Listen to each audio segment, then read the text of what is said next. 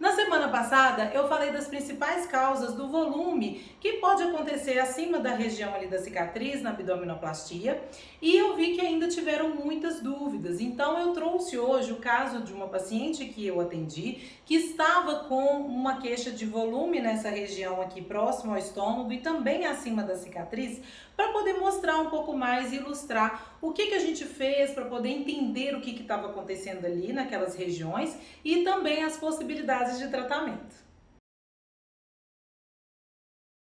Bem-vindos a mais um vídeo aqui do VCP, eu sou Juliana Oliveira, sou fisioterapeuta e nutricionista e uma dúvida que eu recebo demais depois da cirurgia de abdominoplastia, mini abdominoplastia e até mesmo de lipoaspiração é em relação às vezes a alguns volumes que surgem ali no pós-operatório, algumas assimetrias, né, entre uma região e outra e as pessoas ficam em dúvida o que pode ser aquilo, se isso é simplesmente um edema que vai melhorar com o tempo, se a drenagem linfática que ela vai ajudar no processo ou tem que ter um tratamento mais específico.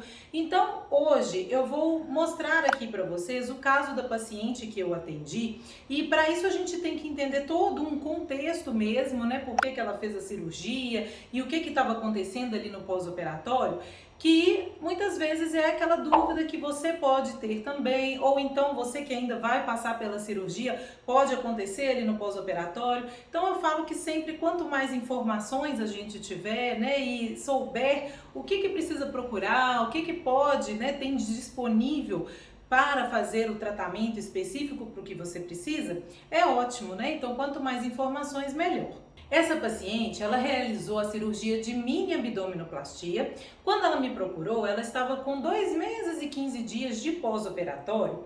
E então eu fui entender um pouquinho mais sobre todo o histórico clínico dela.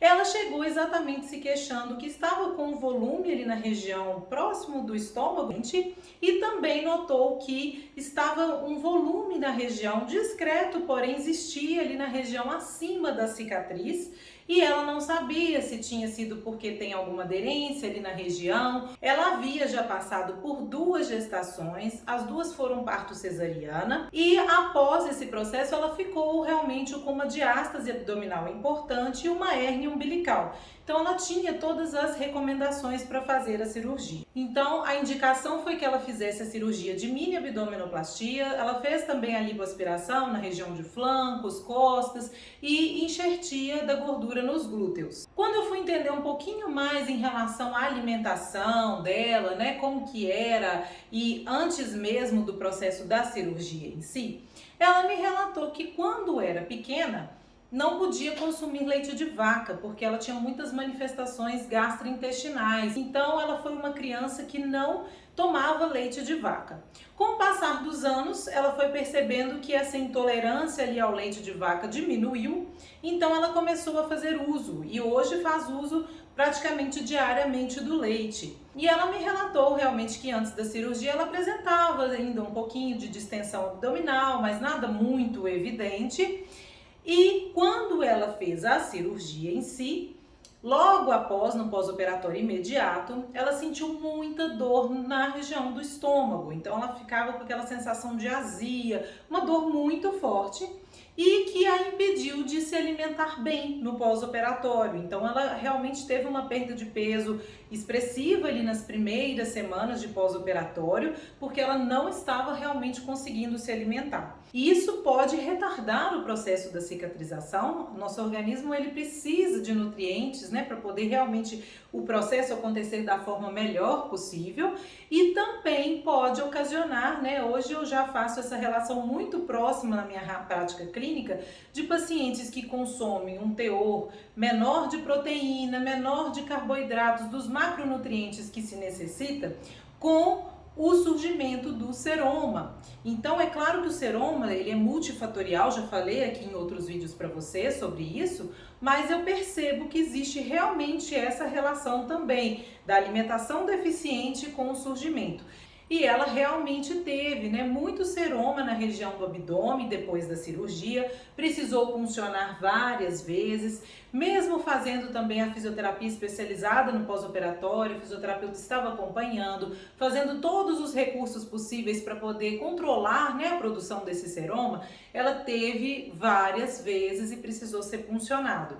Então, houve essa questão também e depois ela começou a desenvolver muitas fibroses, que também foi tratada pela fisioterapeuta. Hoje ela já quase não apresenta fibrose nenhuma, mas ainda assim a gente ficou na dúvida se algum desses volumes que ela apresentava ali na região poderia ser também uma fibrose persistente ali naquele local. Para poder direcionar então melhor a minha conduta terapêutica, eu realizei a termografia. E olha que interessante, na hora que eu fiz a imagem termográfica, realmente as regiões onde havia a maior queixa dela, que é aqui na região do estômago, né, nessa parte epigástrica, e na região ali acima da cicatriz, no hipogástrio, existia uma hiporradiância. Então, indicava que ali realmente havia um menor fluxo sanguíneo, havia uma alteração naquelas regiões. E aí, na ultrassonografia, eu pude ver com muita clareza que a região acima ali da cicatriz estava com um seroma encapsulado. E na região onde ela queixava-se, né, do volume ali na região do estômago, o tecido ele ainda estava desordenado, né, com um volume um pouco maior e que indicava então que havia ainda um processo de fibrose ali naquele local. A gente faz essa avaliação e entende realmente o que está acontecendo ali, eu pude direcionar melhor o tratamento para ela. Tanto toda mudança na parte de alimentação para poder ajudar realmente no tratamento da fibrose, porque ali existia uma fibrose resistente, então eu já fiz todas as orientações para que ela pudesse consumir os alimentos certos. Outro ponto importante é a questão, por exemplo, que ela me relatou do leite. Tem muitas pessoas que hoje eu vejo essa relação.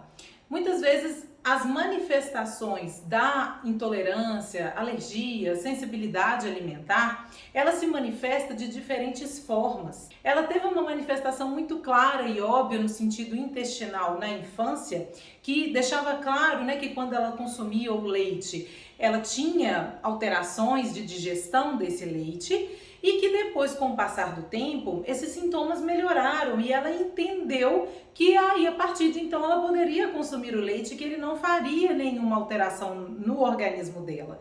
Só que às vezes as manifestações elas vão mudando de sintomas. Então, às vezes deixa de haver uma manifestação intestinal para haver uma manifestação, por exemplo, a nível de trato respiratório. Então, são as pessoas que começam a ter muita coriza, alergia, rinite, sinusite e não sabe exatamente o porquê, acha que é mudança de temperatura, mas pode ser relacionado com aquilo que você está se alimentando.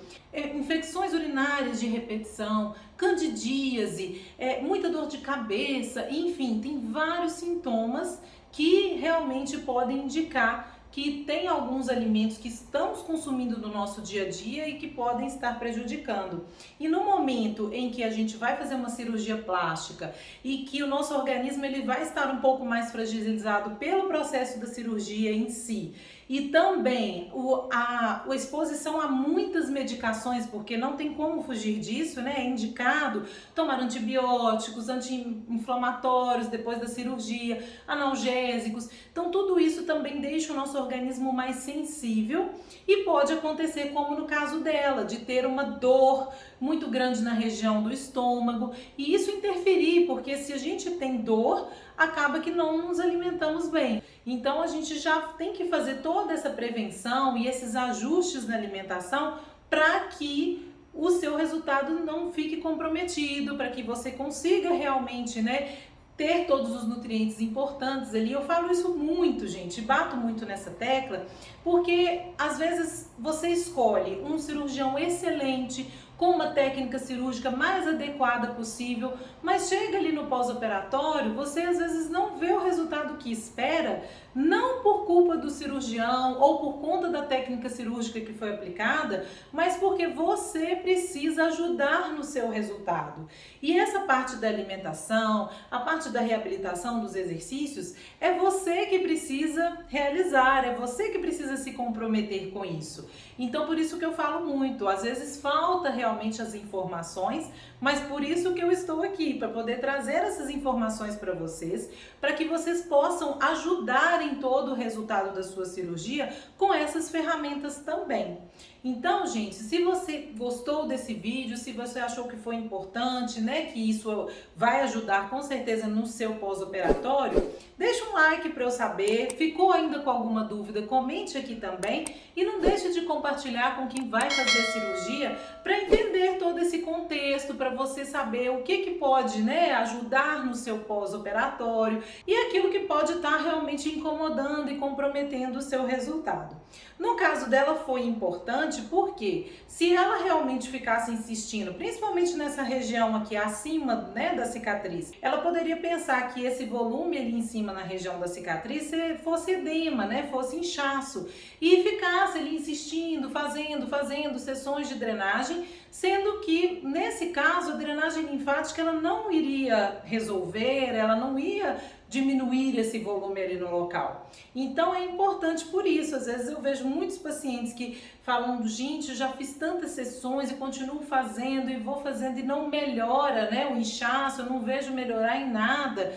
Então realmente, para você não ficar insistindo num tratamento que vai acabar te frustrando depois, porque não é específico para o que você precisa, e realmente ele seja direcionado para que a resolução seja a melhor possível, tá bem? A gente se vê então no próximo vídeo. Um beijo, até lá!